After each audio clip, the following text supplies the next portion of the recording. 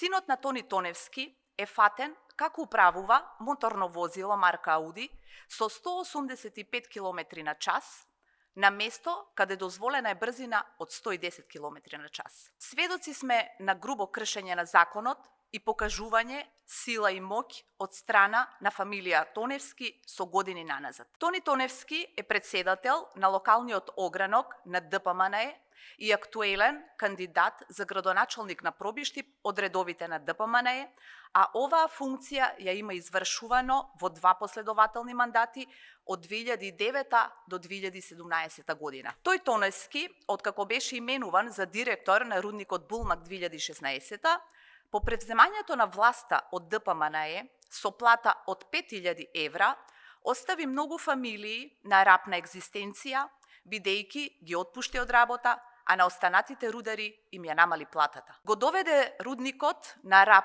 на стечај, но си ја намести сопругата да биде директор на Агенцијата за пошти со плата од 3000 евра.